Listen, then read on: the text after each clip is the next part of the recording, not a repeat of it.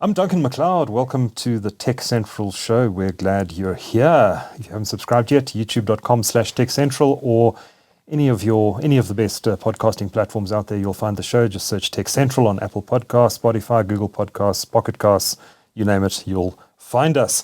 Now, we don't often speak about open source software and Linux on this show very often, and we probably should, given how important it's actually become behind the scenes in running the world. It hasn't succeeded on the desktop, which I think probably frustrates a lot of Linux fans who have wanted that to happen for decades now.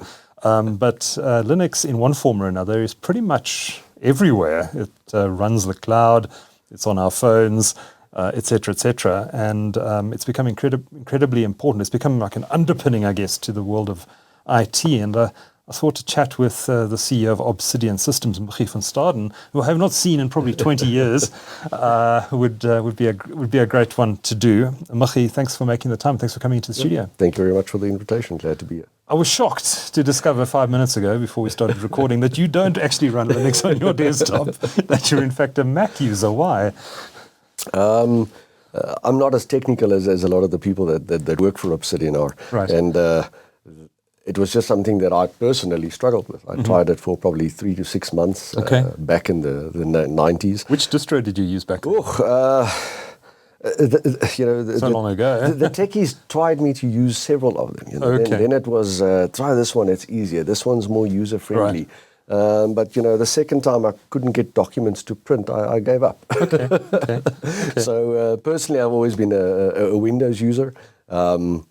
And only recently made the switch to Mac, so still wrapping my head around those two. Okay. Which do you prefer, Mac or Windows? I've only been on Mac for a week, so ask me next week. Okay, you're frustrations both sides. A newbie to the world of Mac. Okay. So I was really surprised to discover that, in fact, you've been using Windows all these years, even though you work for an open source software company. How did you get into the world of open source? Our company started in 1995. Yeah. We were a bunch of engineering students at the old Rand Afrikaans University. Okay. And one of the founding members kind of said, he's tired of buying hardware from other people. He thinks we should start a company and sell hardware to students. Okay. That was the original idea. And one of the guys stumbled on Linux. And being at a university... When was this? 1995. Okay. Linux had just come out then. It was... Yes, it was, I think it came in 93, whatever. 92, 93, it was starting. I remember I was actually working in my first job at the time, and one of the pioneering users, Clayton Nash was his name. You may even know him. He worked on various publications as a journalist back in those days. I think he lives in the UK now. But he was one of the very early users of Linux. I think he read the original manifesto, if there was one, by Linus Torvalds, and he was that was my first exposure to, and it was purely a command line Unix-based operating system back then. None of the fancy bells and whistles you get.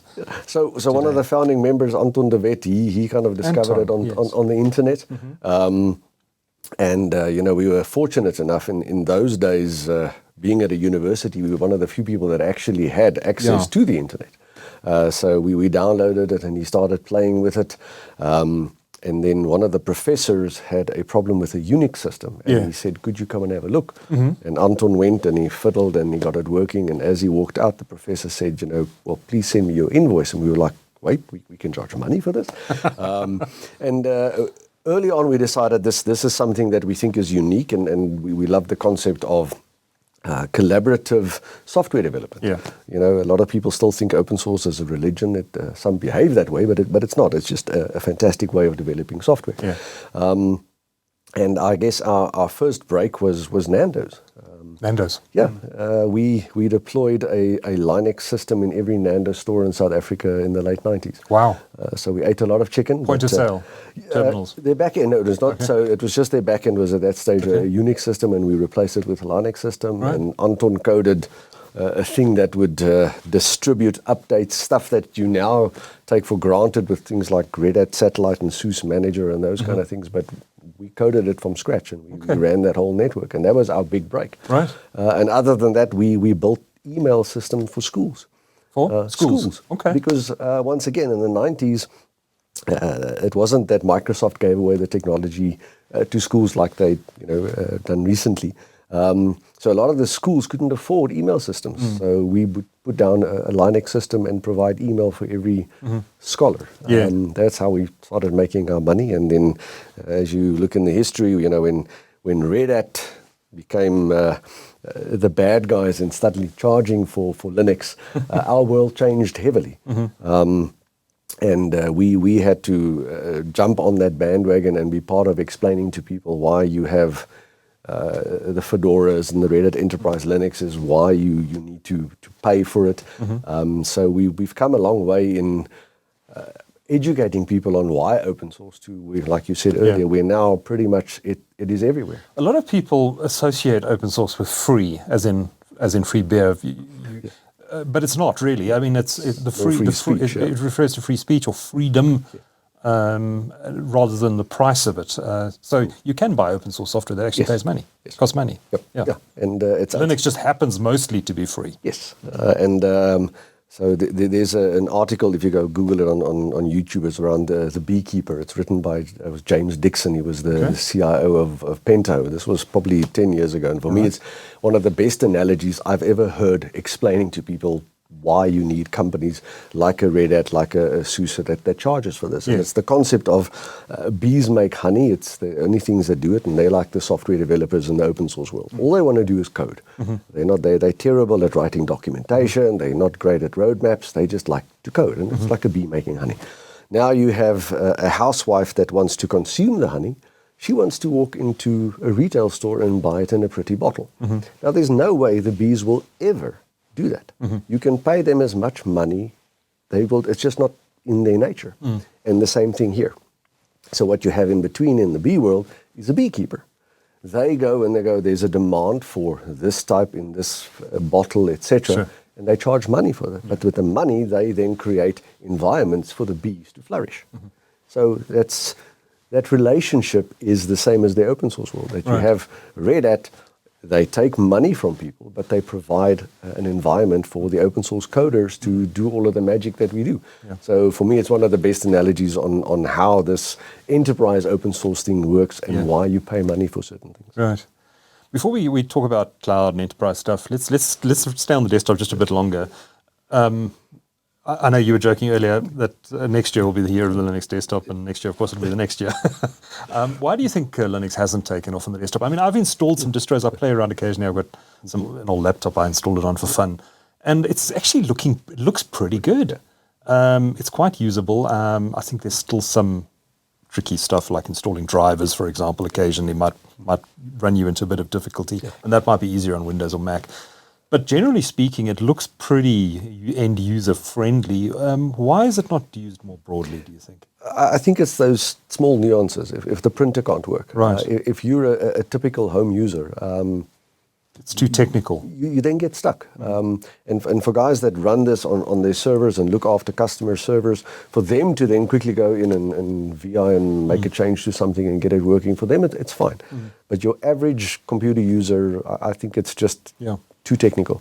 You've gone to Mac personally, and I know quite a few developers who develop in Linux who run Mac and run macOS. Why is Apple so popular amongst Linux developers? I think I guess the core code is similar. That's why they kind of like it. So the command line is familiar commands. And like you said earlier, it just works. Stable, it's robust. And maybe there's an element of, the open source guys have always had something against Microsoft. I don't know if there's still that element in there. We're going to talk about that in a moment. But I imagine most of the people at Obsidian are running Linux on the desktop. Most of the technical staff, but we have quite a few that are moving towards Mac. Right. But none of the technical guys are running Windows, to give you an idea. So it's either Linux or Mac. Apart from yourself who's running Windows until last week, is there anyone running Windows in your organization? Most of the sales and admin staff, for the very reason that when they're at home and they can't print or scan, then it creates additional challenges. Wow, interesting stuff. Let's talk about Microsoft. I mean, Microsoft was this hated. I mean, they were Satan in the open source world for many years. Steve Ballmer famously described the GPL, which is the license that governs much of open source software, as a cancer that is infecting IT, which obviously did not go down well amongst the Linux community and open source developers. But what is the view of Microsoft in the open source community today? Today you've got the Windows subsystem for Linux. Microsoft bought GitHub, which I know is very controversial amongst some in the developer community. Is Microsoft still the great Satan, or is it seen as more of a partner to open source now? I think definitely more of a partner. Okay. The fact that they themselves have open sourced a lot of their code, you mentioned GitHub, that they acquired. I think Microsoft as a whole has had a fundamental change from the Bill Gates, Steve Ballmer days to where we are now with Satya Nadella and them. They have a much more, dare I say, open view of the world, and understanding that, and we mentioned it earlier, open source is literally everywhere. And that's why 20 years ago, it was an enormous differentiator. This technology is open source, this one is not. We don't have those discussions with customers anymore. Okay. Honestly, 20 years ago, it was pretty much every meeting was, this is why you want to use open source. It's not dangerous because people can see the code. It actually is better. Yeah. Nobody almost cares about that anymore. Yeah. I think it's because it's everywhere. And what happened with Microsoft, which is interesting, is they pivoted as an organization. It's one thing Microsoft has done so well compared to other tech companies. IBM was not successful in pivoting, for example, and they're a fraction of the size they used to. They don't dominate the industry like they used to. But Microsoft seems to have this inbuilt ability to pivot. We saw it in the late 90s with the internet browser wars, and we've seen it again recently as they pivoted to Azure and cloud services, which is now the bulk of their business. Do you think it's the fact that Windows has become less important to Microsoft that's actually driven this maybe a cultural change within the organization where they say, well, actually Linux is not a real threat to us anymore because we're not the Windows company anymore? Yeah, I think there's an element of that. Yeah. I hear it often that operating systems are a commodity. It doesn't really matter what you run. And I think that has changed for somebody like Microsoft. It was a core for them that it's now they have to look at other revenue streams, and cloud is such a dominant thing for everybody. It doesn't matter who you are. So I think, yes, they are a wonderful organization to follow the history and how they had the ability to reinvent themselves. And I think probably the thing that they reinvented the most and the deepest was their culture. And that's very difficult to do for any organization. And I think that's something that you can applaud them. You might not always like all of their tech and some of the things they did in the past, but you've got to applaud the fact that they reinvented themselves from a culture point of view in now open and working well. And even if you look at the relationship between Red Hat and Microsoft and how that has evolved over the last 20, 30 years, they're now good friends. A lot of Red Hat runs on top of Azure. I mean, you can even run Microsoft SQL on Red Hat. So how the world has changed from what we had 15, 20 years ago. So you think Microsoft can be trusted these days? Certainly a lot of Linux enthusiasts 10 or 20 years ago would have said you cannot trust this organization. Do you think they're a trusted partner now? Yeah, absolutely. Okay. Yeah, no, I think there's, I think a lot of that animosity has disappeared over the years. Yeah. There's none of that anymore. I think once again, cloud has driven people to go, well, these guys have great tools. And even if I speak to some of our developers, some of the tooling that you get from Microsoft is really amazing. They love it. They've gotten over the fact that it comes from Bill and his friends. And you can go into Azure and sign up and get a Linux instance in the cloud, and it's all from Microsoft. Fascinating stuff. Of course, Linux has succeeded elsewhere. Well, I don't know if you can technically call it Linux, but there are billions of devices in the world effectively running Linux. You probably have one in your pocket. I have one in my pocket, and that's Android. Yes. I mean, is Android Linux? It's got its basis in open source. My understanding is yes. I know at some stage they forked, and then, if my memory serves me, they merged the kernel again. Whether it's the same now, I'm not sure. But fundamentally, in my view, it's Linux, and it's everywhere. And it's certainly still it's open source software, and it's absolutely everywhere. And on that basis, I mean, is it the most successful operating system in history? I would think so. Yeah. And I think for me, it's always, we use the example, it's the one operating system that you can pretty much deploy on any architecture. So if you look at the Unixes, if you look at Microsoft, no other operating system can make the claim that they can run from the mainframe to a watch. Yeah. It's the one thing that open source and Linux did do. Right. And that was the power of it. If you wanted to deploy it on a watch, you could go and make the changes and put it on a watch. With the proprietary ones, you didn't have that ability, and that's what made it so successful. On the proviso, of course, that your changes are shared back with the community. Yeah, because that's just a good and nice thing to do. Yeah. I mean, does that turn some people away from open source? The fact that you have to the license requires you to share your code. I think some people don't like it, and I think some people maybe get around it and don't always stick to the rules. I mean, there are well-documented cases where they've been taken to court by different entities because of that. But yeah, if you look at the amount of licensing options in the open source world, it's also frightening. There's so many of them. Yeah. But I think that it's just about the principle. We're building something together. Like I said right in the beginning, open source it's a development model. It's not a religion. And it's probably not even a good business model, but it's that collaborative development. And if you buy into that, then why wouldn't you want to make the things that you make better, share it with others? Because you're quick enough to take it, give it back. And that's just, I think, the fundamental, irrespective of the license. Look at the principle of what the culture is. Is that compatible with the free market? Is it compatible with capitalism? Well, you see, that's where the Beekeeper comes in. You have companies like SUSE, Ubuntu, Red Hat, they compete. But collectively, they fund that base that they all work on. Yeah. And from there, they charge for their differentiator. Yeah. But they're willing to work together on that base. And that, for me, is... think about it, it's beautiful in my mind. It's a beautiful concept. Yes. If more people did the same thing in everything that we do in society, wouldn't we be all better off? Philosophical questions. Yes. Let's talk a little bit about the enterprise and cloud. I guess a good place to start would be to ask you what kind of conversations you're having with your clients about enterprise IT right now. Yeah, I think we realize that most of our customers, in my mind, have a similar problem. They have data centers, they have some branch technology, they have some IoT technology and edge technology, and even a desktop be considered edge technology. So it doesn't matter if you're a small mom and pop shop or if you're the biggest bank in South Africa, you fundamentally have that challenge. Then you are inundated with infrastructure as a service, platform as a service, and software as a service providers coming to you and say, just give it to us. We can do this bit better, this bit better. And as a small business owner or a CIO of a bank, your challenge is, what do I run where and why?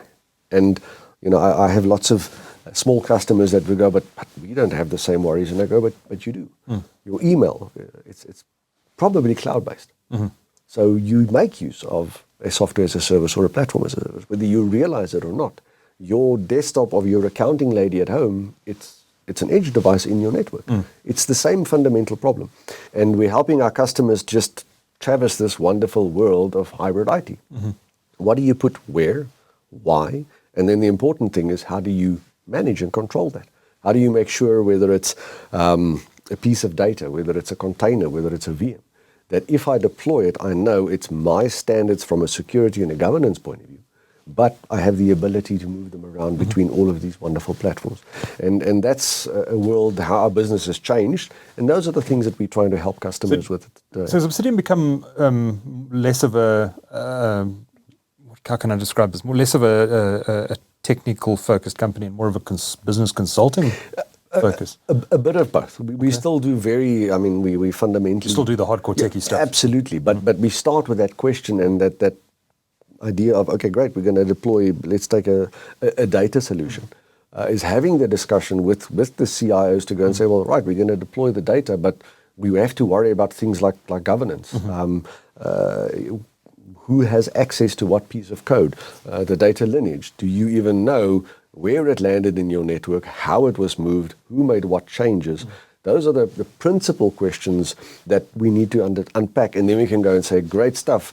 To address some of those, here are some of the deep technical tooling that we can help you address it. Because at the end of the day, you've got to understand why somebody's wanting something, whether it's a VM, a container, a piece of data. Yeah. And if the best solution is not open source? we will gladly go with what the customer, what the best solution is. Our days of being fanatical about open source, I guess, is also come and gone. Okay. We have a... So you'll work alongside Microsoft in an organization? With the greatest of pleasure, yeah. They're everywhere. And that many years ago, I even said to people, it shouldn't be about open source. It should be about open standards and the ability to deploy something cross-platform. Yeah. It shouldn't actually matter whether it's open source. Open source typically gives you those things. But if you go and let's pick on a few vendors, if you have an Oracle database and I can deploy it on multiple OSs, that solves the problem of, is it cross-platform? I always said, if a piece of technology forces a customer and tells him or dictates what happens around it, I go, it's a bad piece of technology, irrespective if it's proprietary or open source. The moment you start dictating, but it can only run on this OS, it can only run on this hardware, then I start questioning, and I openly say to my customers, you should think about this, because it's a tunnel decision and they tend to be difficult to get out of. Right. If you pick open standards and cross-platform, you should, in theory, have the ability for choice later on that's not dictated by somebody else. Right. And how many organizations, end user organizations, actually ask that question? Too few. But it's part of what we do. Vendor lock. I mean, vendors are known for doing lock-in. That's what they do. How many organizations that you speak to are in that position of being locked in by their vendor? I think too many, and some of the cloud providers has become the new vendor lock-ins. Right. Honestly, let's be frank about that. Sure. In fact, a lot of people are now saying you should not have a single cloud vendor as your service provider, and that you should have a multi-cloud strategy. What's your views around that, and what companies should be doing? Our view is that you have to lock into certain technologies. I don't think you have a choice. But you can pick what you lock into, and we believe you should lock into abstraction layers. Okay. Meaning? Something like, let's take some container platforms, whether it's Rancher, whether it's OpenShift. The point is, I can deploy containers anywhere on my own data center or in any infrastructure as a service provider. So it gives me the ability to still have choice on where I deploy it, but I've locked into a Rancher or an OpenShift. Alternative is I go and say, I run EKS, AKS, each one of these different ones, but then you have the complexity of you don't have standardization. So lock into things that give you an abstraction layer. Right. That's just what our advice would be, because it gives you the ability to go, well, cool, if I'm not happy with Azure, I can move to AWS. Yeah. And there are a lot of technologies out there that facilitate this. Yeah. But that's the question. Vendors are great at telling customers how to go into their platforms. And we help our customers to just say, well, you should ask them, how do we get out? Yeah. It's not something vendors always will go and volunteer, but it's a key question that customers What if this relationship goes wrong? Yes. Yeah. Is what if I want to get out? How do I get out? Can I export? Can I put that into a different cloud provider? They're quick to give you import tools, but not that quick on saying, how do you get off? Of course. Cool. So you must be doing a lot of, historically you must have done a lot of on-premises work, Linux servers running in corporate data centers with everyone moving almost everyone moving to cloud solutions. You must be interfacing a lot more with AWS and Azure and platforms like that. So are you finding as Obsidian that you're doing most of your development work in cloud environments now? Combinations. You still have certain environments that will always be in the data center. And what we're also seeing, a lot of our customers, they might have gone cloud 2 years ago, and now they're actually starting to move certain workloads back. Why is that? Cost. Cost. Okay. Yeah, for a lot of them. It is so easy to spin up processes in the cloud, and suddenly you see your invoice come through from Microsoft or Amazon, and it's shocking. and that's why we always go, once again, pick an abstraction layer, that you have that ability, that I can move a workload from on-prem to Azure, AWS, GCP. Yeah. Now, if I ran into a cost issue there, or a regulator for whatever reason decides cloud vendor A is a bad idea for South Africa, if I don't have a way to move that workload, I'm now locked into a really bad situation. And that's what we try, and it might cost you a little bit more in the beginning. But I believe in the long run, that choice will save you a lot of money. And as for us in cloud, we are an AWS partner. Okay. We in discussions with the guys from Google. Yeah. We've tried many times to work together with Microsoft. So our customers work with all three. And so do we. We don't have a choice. So, but it's once again that Linux, the power of it, Linux can run anywhere. Yeah. So it's for us, it's a form of an abstraction layer. So, Mr. Customer, if you want to run it bare metal, VM, a container, anywhere, we can still help you facilitate that. And just like we did for Nando's, how do you manage that distributed network and make sure that everything is up to date, everything is governed to your rules? So right. Fundamentally, it's still, in my mind, similar to what we've been doing. Yeah. So, I mean, are you seeing do you see some industries that have more of a proclivity to open source than others, or is it sort of a mixed bag? A mixed bag. And like I said, it's no longer such a big discussion. It's wonderful and sad in the same sentence because we just don't talk about it anymore. 10 years ago, it was every meeting that we did was the debate about explaining what is open source. Proprietary versus open source. So that discussion is not happening anymore. When those discussions were happening 10 years ago, was it largely around price or was it around other issues? Anything from principles. We had several customers that would go, but surely this is dangerous. If people can see the code. People can see the code. And it's like, no, it's actually more secure. So there was a lot of education in the early days just on the principles of the code is open. It's a good thing. It's not a bad thing. Yeah. You should actually see, and people go, but how can it be secure? It's secure because everybody can check it. That's why. So there was a lot of that, but that doesn't happen anymore. Yeah. I haven't had that discussion in a very long time. Very long time. Fascinating. So where do you see this all this going? I mean, you Obsidian's history has been in open source. You started as the Linux company, as an open source company. What is just looking at how the industry's changed over the last 10, 15, 20 years, where does it go next, and what does Obsidian become? I know it's unfair to ask you 10 or 20 years from now. Let's say 5 years from now. What is Obsidian? We strive to be the best solution provider for open solutions. It doesn't have to be open source, and that's why I said earlier it's about that open standards, cross-platform, the ability of having choice. Yes. It's still fundamental for us. It always has been through everything that we try to do. Like a philosophical underpinning to your business. Because I really believe it's the right thing for a customer. Yeah.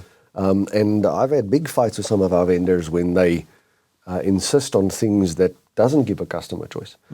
So still providing open solutions and giving customers the ability to move a workload, to understand that lock-in can be very dangerous, make them aware of it. But I've openly said to our customers, if they still after that go, but I want to go down that tunnel, I'll help them go down the tunnel. But I will remind them often, we warned you that this is a tunnel. Don't do tunnel stuff. Rather go for cross-platform, the ability to move stuff. So fundamentally, an open solution helping our customers traverse this beautiful hybrid IT world. Right. And Microsoft's cool in this new world too. Absolutely. Muggie van Staden is CEO of Obsidian Systems. Thanks so much for joining us in the studio. Duncan, thank you for your time. Thank you.